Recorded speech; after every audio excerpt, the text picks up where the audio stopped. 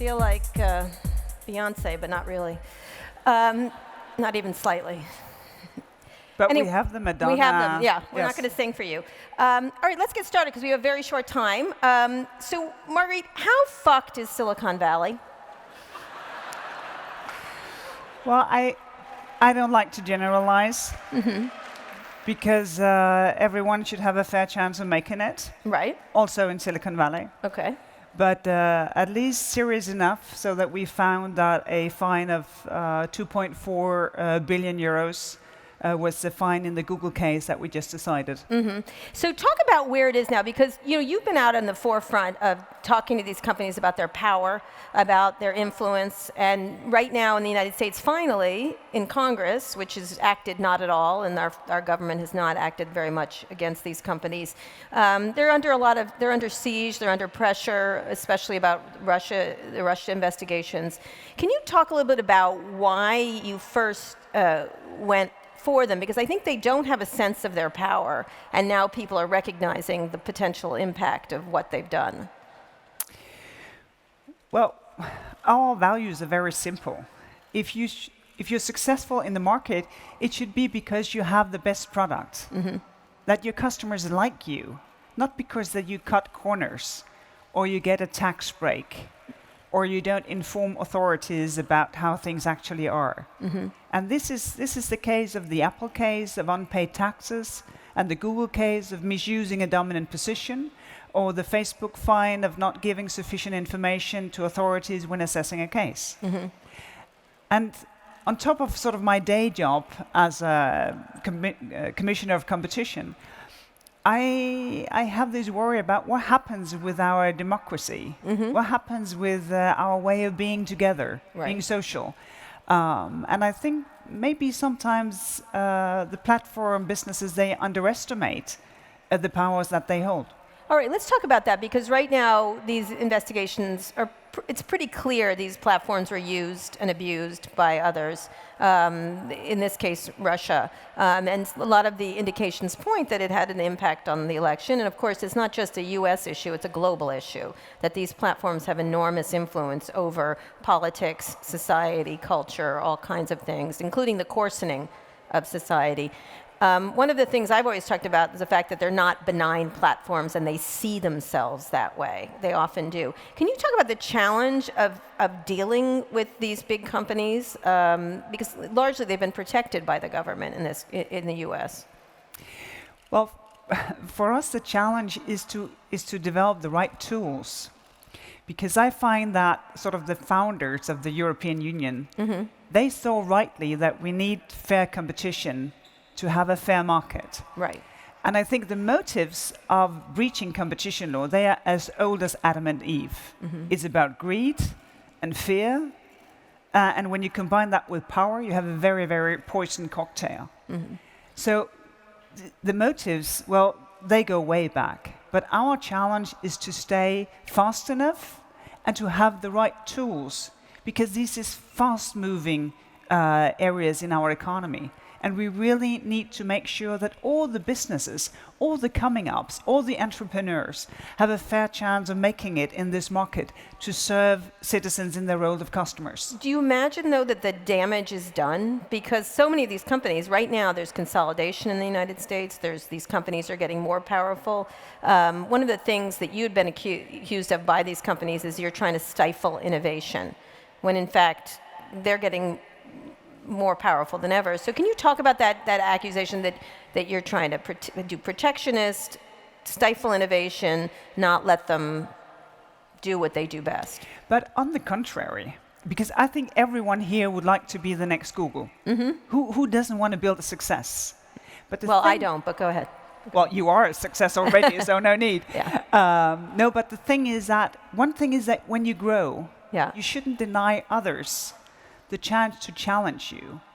And you should never yourself say, no one will challenge me, so I don't need to innovate anymore.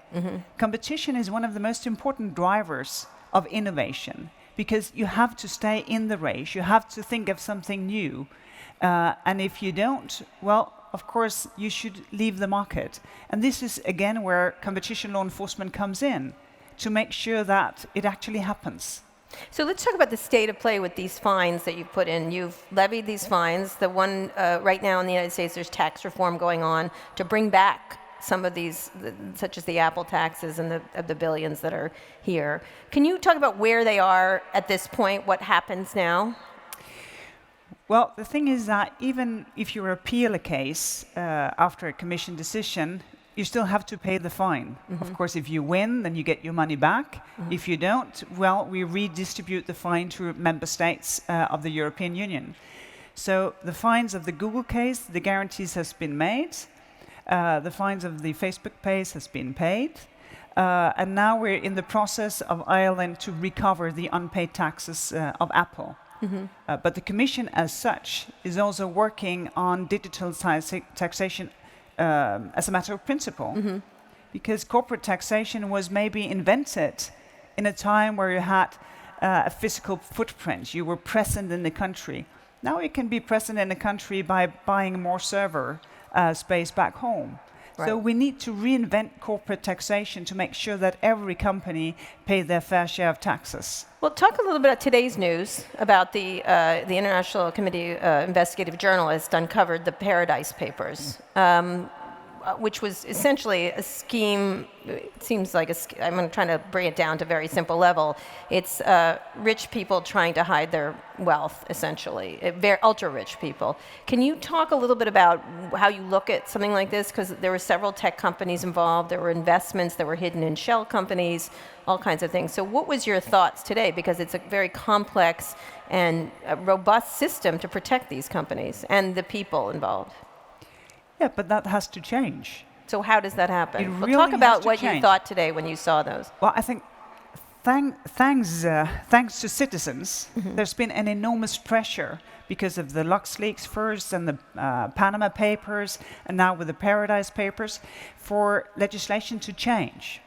For transparency, we would like to have also public country-by-country reporting. Just report simple things. Do you have activities? Do you have employees? Do you make a profit? Do you pay your taxes? So that we know. And second, we would like also all the tax intermediaries, those who make this happen, to feel responsibility of enabling some businesses not to pay their taxes, where the many businesses, they do pay their taxes. Well, how do you do that? Because this, I mean, the scope of what's going on here, I mean, this is, I'm assuming it's just the tip of an iceberg here of how they do protect their monies going forward. And one of the things, for example, with Facebook, I think all of us understood that there was Russian government money invested in Twitter and Facebook and other places, but now it's very clearly outlined of how that works. How do you, with your powers, begin to change that? And you're a very hopeful person, but I'm not, and I'm assuming they'll figure out ways to subvert all these things. Oh yes, but people like me never get unemployed, unfortunately. But I think we can take steps forward to improve things. Right. I have a very strong tool in competition law enforcement to do merger control, to look into cartels, misuse of dominant position, when member states hand out favors, for instance, in terms of tax breaks.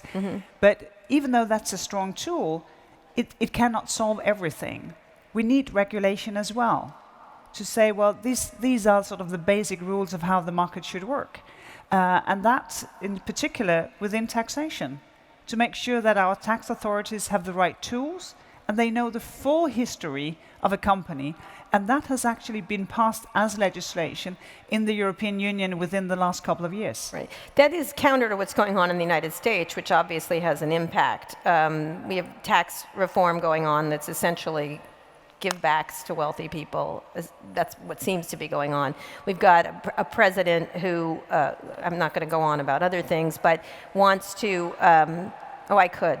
By the way, I'm still sorry, Europe. I apologize for the United States of America. But he wants to remove regulation. That's one of his most popular stances, is the idea of removing regulation, removing oversight, removing any kind of strictures against these companies and their growth. How do you battle that when these companies are in the United States, they're not being pulled back by the authorities in the United States? But the thing is, I never feel more European than when I'm in the States. Because we're different. Right. We have built up a market, a single market, where you have a potential of 500 million customers. But it's a market where you care. You care about environment, working conditions, human rights, taxes being paid.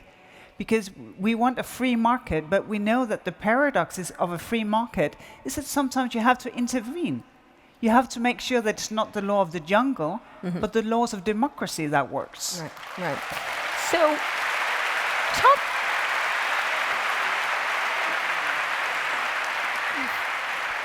talk a little bit about where it's going to, because one of the issues I've been writing about a lot, are talking about a lot in podcasts and various things, are what's coming next. In a lot of ways, a lot of the things you're talking about are technologies, not of the past, but of the previous behaviors.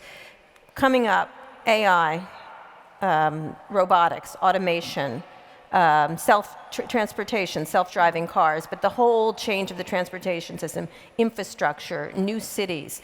Is that an area that you think you all have, that you have to begin to look at strongly? Because I literally was just in an Amazon warehouse in Kent, Washington, where there are people there and they're working there, but the robotics is both breathtaking and disturbing to see at the same time. How do you look at those, and do you think, because they're real advantages when you have a robot to boss around versus a person. So how do you look at that?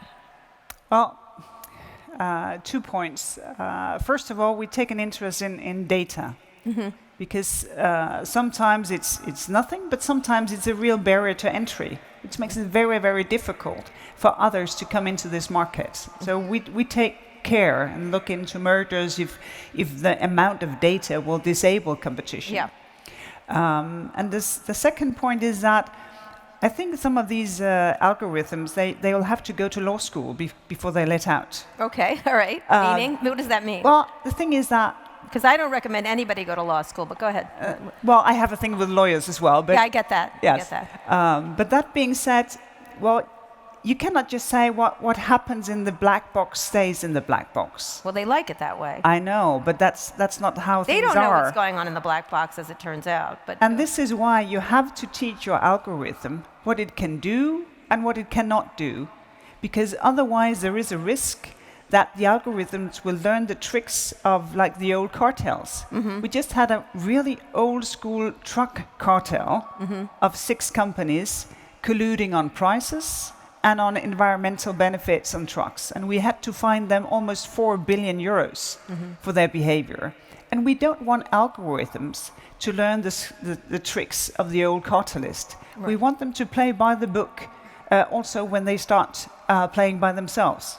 So lastly, I want to finish up and very quickly and talk about where it goes from here and what are your biggest concerns. We were talking backstage. We both have teenagers. You're not very surprisingly. I'm like a European regulator with strictness on my kids, and you're not. You let them do what they want, or what? Well, I don't think that parents should be friends with their children on Facebook or Snapchat or whatever. Really? How can you make them miserable then? How does that work? Well, that's a real-life competence, and I tell you, I master it. Yeah. So you, when you're thinking about your kids and the impact on what they're having, one of the things that's being discussed in Silicon Valley and Hollywood and everywhere else is around sexual harassment, around all kinds of issues, but it really boils down to an idea of diversity. And that's another, do you feel like that's your purview, that we were talking about this, that when you're thinking about AI and various things, it seems like crap in, crap out. And if you have the same people designing these systems all the time, the same kind of people, do you think that's something that's part of your purview, or you as a regulator? Well, 2 things. First of all, I see my oldest daughter, she puts down her phone and she uses it less and less because she has a real life in real life. And that, I think, is a very good thing. The new generation is doing all kinds of things also when it comes to the sustainability goals. They're engaged differently in their society. They're not just all on their screen. And that's, I think, is a very, very good thing. But we have to take our democracy back. We cannot leave it, neither to Facebook or Snapchat or anyone else. We have to take democracy back and renew it, because society is about people and not about technology. And going forward, what do you think your biggest focus is going to... The last question, what do you think your biggest focus for the next year is going to be on, in a very short... Well, the next focus is going to be on whether we think that we can trust technology or not. No. Because this is the biggest wake-up call we've ever had. We've seen the potential. Now we get the fear of what it will bring us. If we don't relearn to trust technology, then we'll never make any good of the potential. Margrethe Vestager, everybody. Thank you.